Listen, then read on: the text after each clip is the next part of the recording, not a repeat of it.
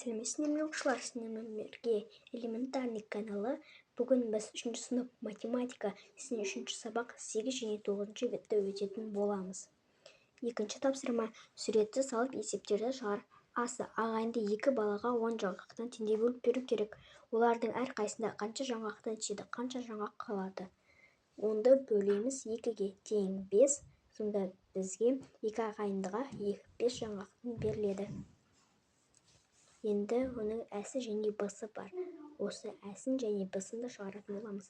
Әсі: ағайынды 3 балаға 10 жаңғақтан теңдей бөліп беру қажет. Олардың әрқайсында неше жаңғақтан тиеді, қанша жаңғақ қалады? 10-ды бөлеміз 3-ге тең 3 және де бәрі қалады. Жауабы: ағайынды 3 балаға 3 жаңғақтан тиеді және де бір жаңғақ артық болып қалады. Бысы: ағайынды 4 балаға 10 жаңғақтан теңдей бөліп беру қажет.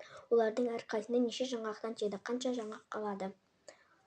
10-ды бөлеміз 4-ге тең 2. 2 қалдық қалады. Жауабы: 2 қалдық.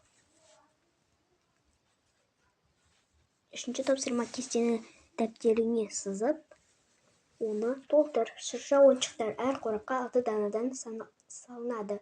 Қанша қорап қажет болатынын және қанша ойыншық салатынын анықта. Осы дейміз ол ойыншықтың саны, қысы дейміз қораптың саны, қ дейміз ол қалдық. 13, 15, 19, 22, 23 қалдық.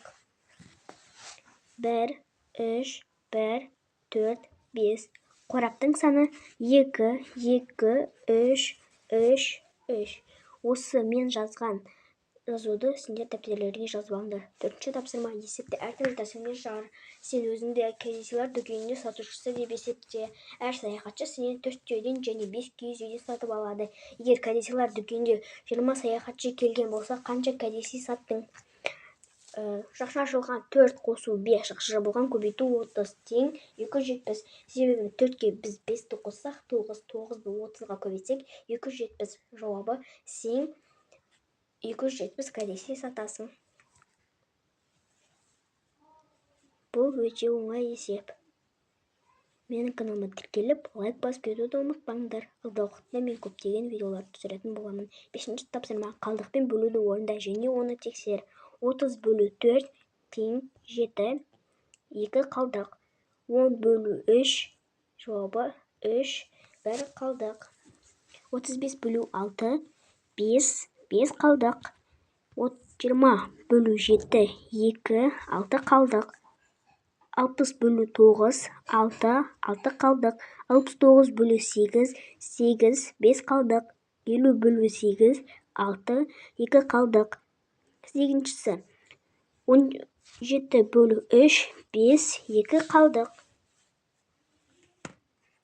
Ең соңғы 6-ші тапсырма қалды.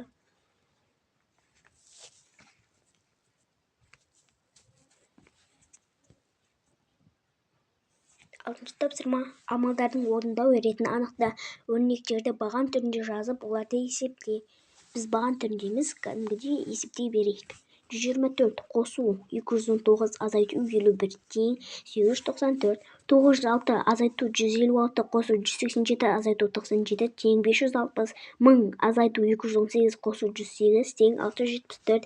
927 азайту 200 қосу 120 бөлу 4 тең 847. 67 қосу 9 көбейту 4 бөлу 3 тең 79. 962 азайту 8 көбейту 100 бөлу 2 тең 562. Бұл жерде негізі баған түрінде есепте деген, бірақ бұл мен осылай сендерге оңай болсын деп жауаптарын тезірек жазып кеттім. Баған түрінде де осылай кәдімгідей есептесең де екеуі де бірдей, екеуінің де жауабы бірдей.